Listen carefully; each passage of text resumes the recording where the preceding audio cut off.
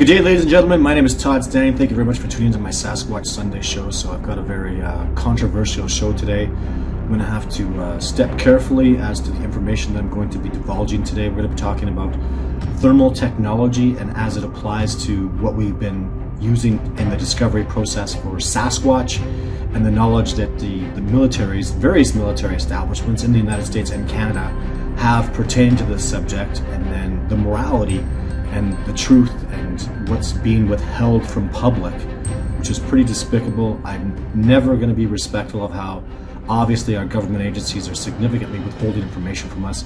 We're going to talk about that in length today and go into these incredible thermal images of Sasquatch and talk about some really new, amazing, kind of simplistic but fantastic information in regards to thermal video and photographic evidence of Sasquatch. So stay tuned, lots to come. 2025, when you sign up with my Patreon account on Patreon under Discovering Bigfoot or Todd Stanning, you will be given collections of photographs. The Jane collection, like it's never been seen before, the Jake collection, videos, chronicles, and most importantly, in June, to all my Patreon followers, I'll be releasing Discovering Bigfoot Part 2. So much amazing stuff every month exclusively to my Patreon followers, so get involved. This is a change in Bigfoot, ladies and gentlemen. It's a very, very exciting thing. We're going to be doing boots on the ground investigation. So much to come. Stay tuned for more announcements. Get involved. Go to Todd Stanning or Discovering Bigfoot on Patreon.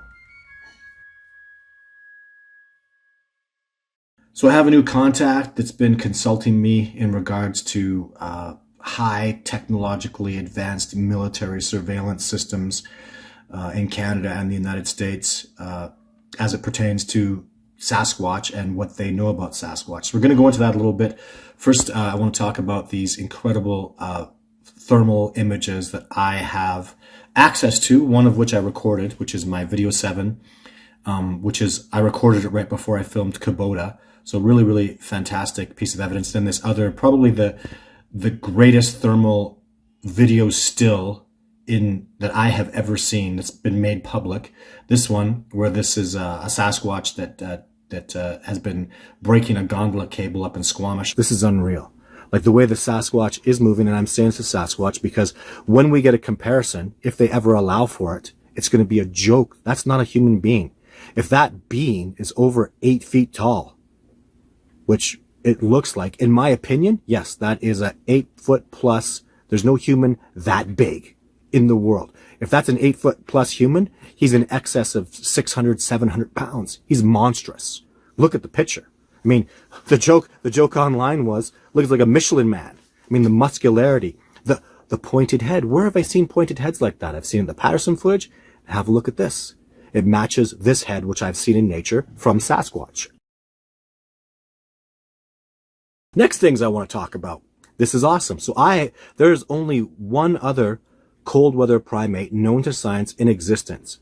And I would even argue the one cold weather primate, the only primate that can survive fully naked in its own natural birthday suit in the wilderness below 5 degrees Celsius. Human beings always had clothing. It's only the Japanese macaque. I've been studying them a lot because it's only them and Sasquatch that are able to survive naked, like a bear, like a deer, in temperatures below even 0 degrees Celsius. No other primate can do it. You can't say humans can, because I can't walk around naked without any clothes, and there's no evidence to substantiate human beings have ever done that. We've had tools, we've had fire for a very, very long time, and we must have had these tools to survive in cold weather temperatures. So the Japanese macaque, and I know Sasquatch exists, so the only two species, so I've been comparing them and studying them quite a bit. And what I'm going to tell you that I've learned, amongst many other things, from a comparison of and knowledge of the Japanese macaques that can survive in minus 15 degrees Celsius in winter, which is amazing, totally amazing, a wonderful, incredible species. But what I've learned is their thermals. I don't have a picture of this, but I do know that in a thermal of a macaque, their body comes off linear like we're seeing with this Sasquatch. However, there's excessive amounts of fat around the waist because you need that to digest food. That's your area where your body derives its energy from. So it needs excessive amounts of fat there to keep that area insulated so you can properly digest. The rest of the body, like we're seeing in the Sasquatch, is giving off heat. That particular section is cooler on a thermal image because it has excessive amounts of fat just like the macaque.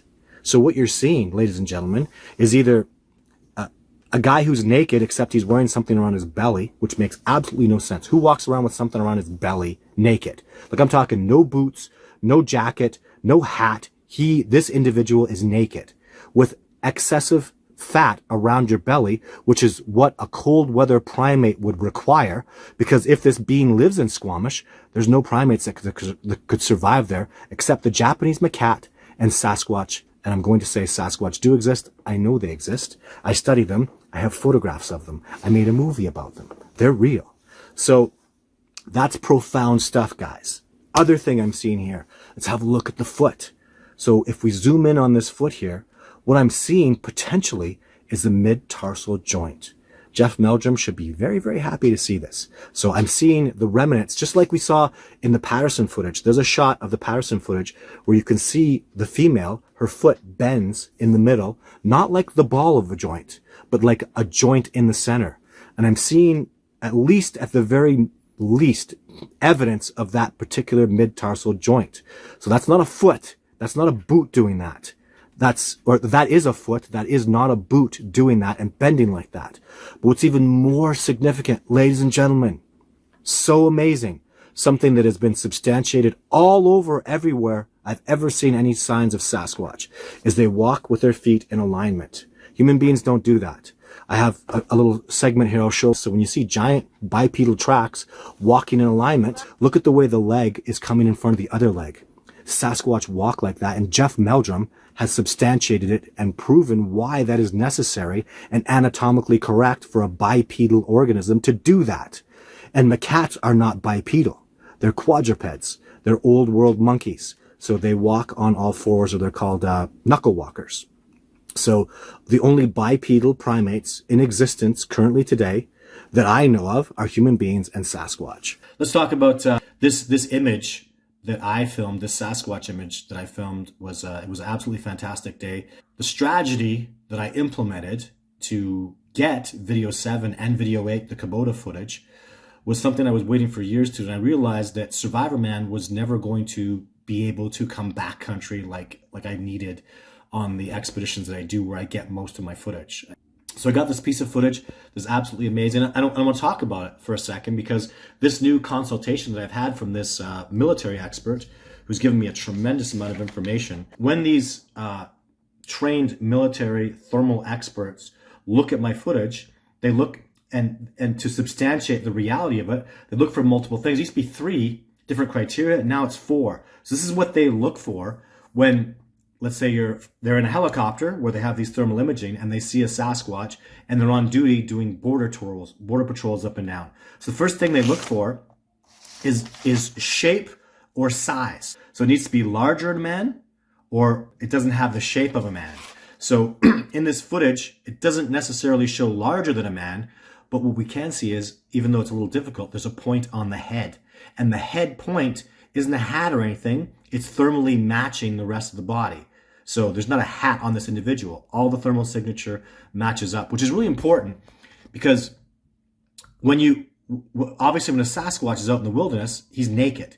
And like when you see this shot of people walking around, you can see feet, pants, shirts, hats, glasses, all the things that people have all show up very clearly thermally.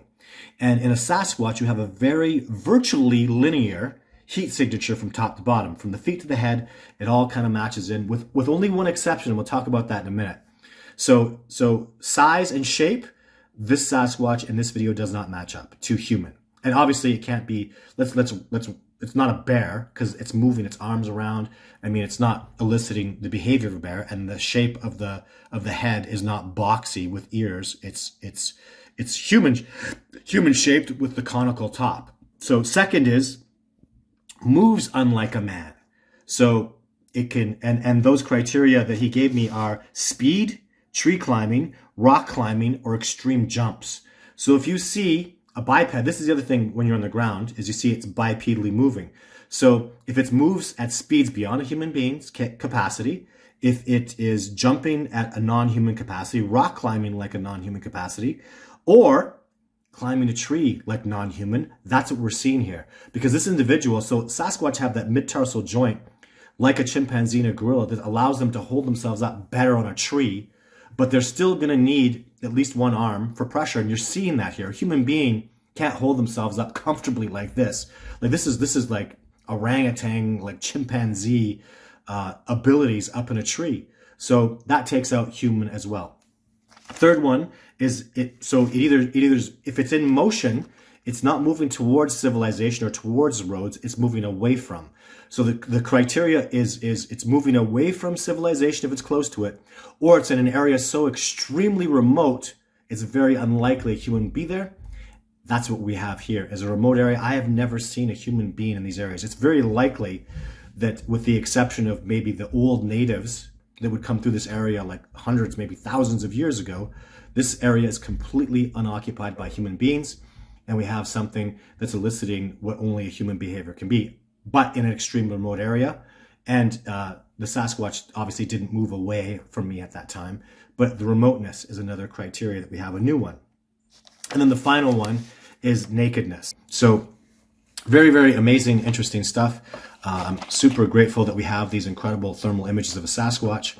And however, in the conversation that I had this week with this new consultant who's working with me, who has obviously military experience, I can't get into too much of it. But what he's revealed to me, again, I don't want to talk too much about this because I'm not supposed to, but the discovery process. So what we can deduce just based on what I've told you today is obviously, I mean, anybody who knows that Sasquatch exists or believes it's very likely they exist has got to understand that the higher level of governments know about this. So, and based on this information I'm being fed, which is amazing information, I could substantiate all this stuff as true just based on common sense application. But if they do indeed exist, they must indeed know they exist, and they're not releasing that information publicly. So when a new species is found, it's not a big deal. You release it and you become public.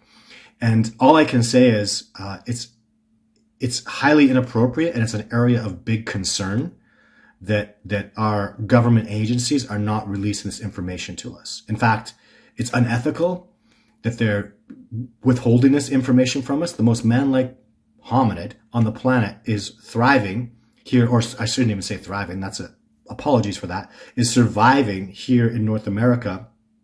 And what are they doing about it? And the reason they're not going public is what are they doing about it is bad. And it's really, I can't say more than that, but it's really lit a fire under my ass to really work for this, discovery process to fall forward as quickly as possible. So I'm expanding and doing the best I can, but in real power and the real best success I've ever been able to garner is through cooperation. So it's more important now. Like we're doing so well. I'm taking people out. They're eyewitnessing, live interacting with the Sasquatch. We had multiple sightings last year and the year before. We're going to do it again this year. We're doing new incredible things. But if you can help out, share the videos. Talk about what we're doing. Get this information out there. Remember, I absolutely love my family. I'm a very, very healthy, strong guy. And if anything happens to me, it's not because I got suicidal, and it's not because I ate bad food.